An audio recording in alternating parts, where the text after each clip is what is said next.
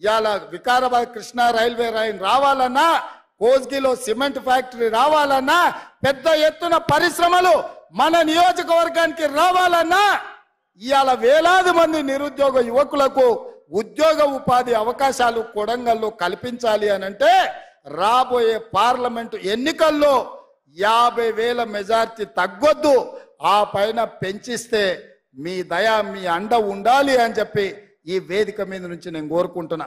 ఎందుకు గెలిచిన తర్వాత ముఖ్యమంత్రి అయినాక 60 రోజుల తర్వాత ఎందుకు వచ్చినా అంటే వేలాది కోట్ల రూపాయలు తీసుకొని వచ్చి మీ మధ్యలో ఈ సంతోషాన్ని పంచుకోవాలని, మీ సోదరుడుగా, మీ అన్నగా, మీ బిడ్డగా ఈ రాష్ట్రంలో ఎన్నో బాధ్యతలు నెరవేరుతూ తండాలలో, గూడాలలో, మారుమూల పల్లెల్లో ప్రతి పేదవాడి తలుపు తడుతూ, ప్రతి పేదవాడి గుండె చేరుతూ ఇవాళ కాంగ్రెస్ పార్టీని నడిపించాల్సిన బాధ్యత పిసిసి అధ్యక్షుడిగా, రాష్ట్ర ముఖ్యమంత్రిగా ఒక బరువైన బాధ్యత ఉన్నది.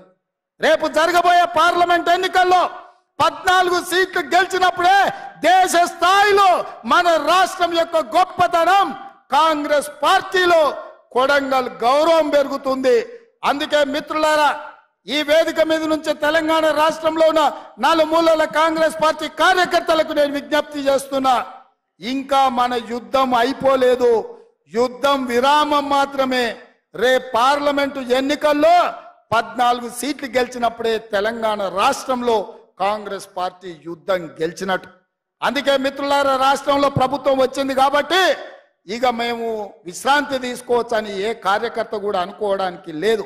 17 సీట్లల్లో 14 సీట్లు గెలిచి పార్లమెంటులో మనం పట్టు సాధించినప్పుడే మన తెలంగాణ అభివృద్ధి పురోగతి వైపు పరిగెత్తుతుంది. మన సమస్యల్ని పార్లమెంటులో ప్రశ్నిస్తారు. అందుకే మిత్రులారా, ఇవాళ మన తెలంగాణ ప్రజల తరఫున నిలబడాలి, కొట్లాడాలి అంటే బీఆర్ఎస్ బీజేపీ కుట్రల్ని తిప్పి కొట్టాలి. రూపాలు మారుతాయి, పార్టీల పేర్లు మారుతాయి, ఎజెండాలు మారుతాయి, జెండాలు మారుతాయి. ఒకడు పొత్తు ఉంటుంది అంటాడు, ఒకడు పొత్తు లేదంటాడు, ఒకడు చెప్పుతో కొడతా అంటాడు, ఒకడు చేత్తో కొడతా అంటాడు. ఇవన్నీ ఎందుకు డ్రామాలు ఆడుతుండే? కాంగ్రెస్ పార్టీని దెబ్బతీయాలని. ఎన్నికల ముందు చూడలేదా? వాళ్ళిద్దరు కుట్రలు చేసి ఓట్లు చీల్చి బీఆర్ఎస్ గెలిచినా పర్వాలేదు, బీజేపీ ఓడినా పర్వాలేదని ప్రజలు ఆ రోజు ఈ పార్టీలు ప్రయత్నం చేస్తే ప్రజలు అప్రమత్తంగా ఉండి కాంగ్రెస్ పార్టీని గెలిపించింది కాబట్టి ఇవాళ ఇందిరమ్మ రాజ్యం వచ్చింది.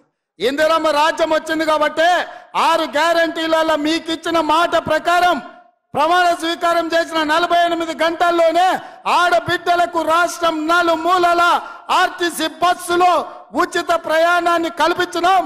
ఈ రోజు 18 కోట్ల ఆడబిడ్డలు వివిధ ప్రాంతాలు పుణ్యక్షేత్రాలు తిరుగుతున్నారు.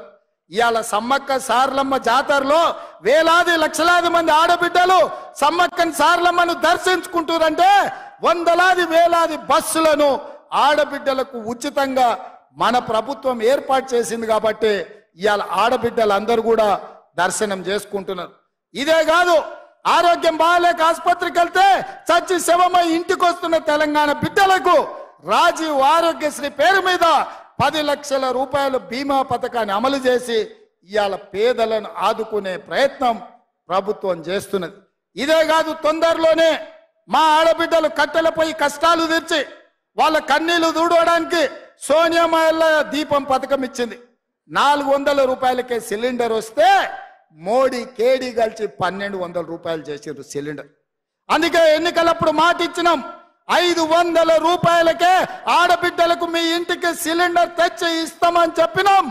రాబోయే వారం రోజుల్లో మీకు 500 రూపాయలకే సిలిండర్ ఇచ్చే బాధ్యత మన ప్రభుత్వం తీసుకుంటుంది. గట్టిగా చప్పట్లు కొట్టి ఆడబిడ్డలందరికీ కూడా తెలిసే విధంగా మీరు చెప్పండి.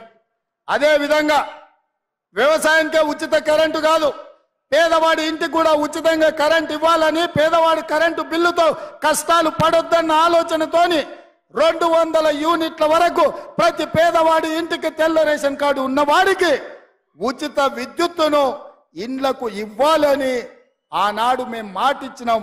వారం రోజుల్లోనే ప్రతి పేదవాడి ఇంటికి 200 యూనిట్ల వరకు ఉచిత కరెంట్ ఇవ్వాలని ఇవాళ మన ప్రభుత్వం నిర్ణయం తీసుకుంది. పెద్ద ఎత్తున చప్పట్లు కొట్టండి అని చెప్పి మా కొడంగల్ ప్రజల్ని నేను కోరుకుంటున్నా.